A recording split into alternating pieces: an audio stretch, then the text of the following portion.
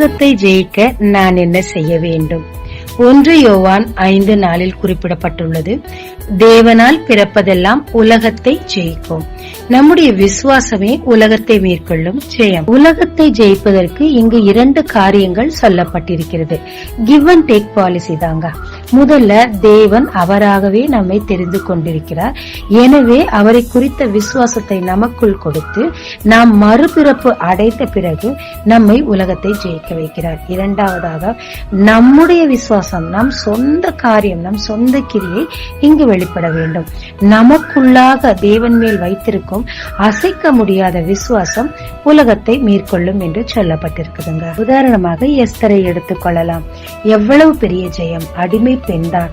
ஆனால் தேவன் மேல் வைத்திருந்த அந்த விசுவாசம் அவள் சத்துருக்களை அவள் ஜெயிக்க செய்தது, தேவ ஜனங்களை காப்பாற்ற செய்தது. அந்த விசுவாசம் அவளுக்குள் இல்லாமல் இருக்கும் பட்சத்தில் இவ்வளவு பெரிய ஜெயமும் இவ்வளவு பெரிய ரிஸ்கும் அவள் எடுத்திருக்க வாய்ப்பே இல்லை. அவ்வளவு ஏன், எபிரேயர் 11 விசுவாச பட்டியலில் எத்தனை பெரிய விசுவாசம், உலகத்தையே அசைத்த விசுவாசங்கள் அங்கு அநேகமாய் இருந்தது. ஆமாங்க, தேவன் நம்மை முன்குறித்து அவருக்கென்று தெரிந்து கொண்டு நம்மை ஜெயிக்க வைக்கிறாரே, அது அவருக்காக ஸ்தோத்திரம். அது அவருடைய கிரியை.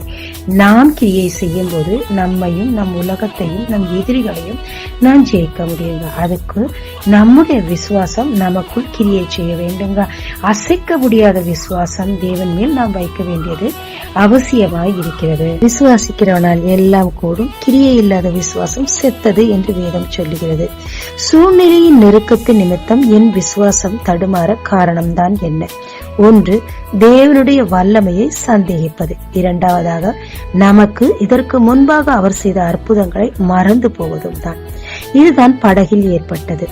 கடல் கொந்தளித்த போது சீஷர்கள் அலறினார்கள். அப்பொழுது இயேசு அதற்கு வைத்த பெயர் அற்ப விசுவாசியே என்று சொல்லி, இந்த அற்ப விசுவாசம் இருக்கும் போது ஒன்றுமே செய்ய முடியாது.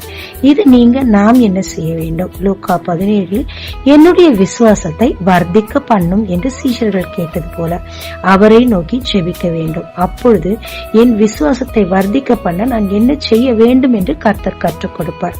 விசுவாசம் மட்டும்தான் கனியிலும் உள்ளது, வரத்திலும் உள்ளது. எனவே நம்முடைய விசுவாசம் நமக்குள் வளர தேவனை நோக்கி பார்ப்போங்க, விசுவாசித்து உலகத்தை ஜெயிப்போங்க. ஜெபிக்கலாமாங்க. தேவரீர் என்னை நீர் தெரிந்து கொண்டதற்காக உமக்கு நன்றி. எனக்குள்ளாக விசுவாசத்தை வர்த்திக்க பண்ணும். எனக்குள் நான் அதற்கு பயிற்சி எடுக்க உம்முடைய வல்லமை முழுமையாய் நம்ப எனக்கு கிருபை தாரும். இயேசு மூலம் பிதாவே, ஆமென். இயேசு கிறிஸ்துவின் நாமத்தில் இந்த நாளில் உங்களை ஆசீர்வதிக்கும் ஜீசஸ் விஷன்.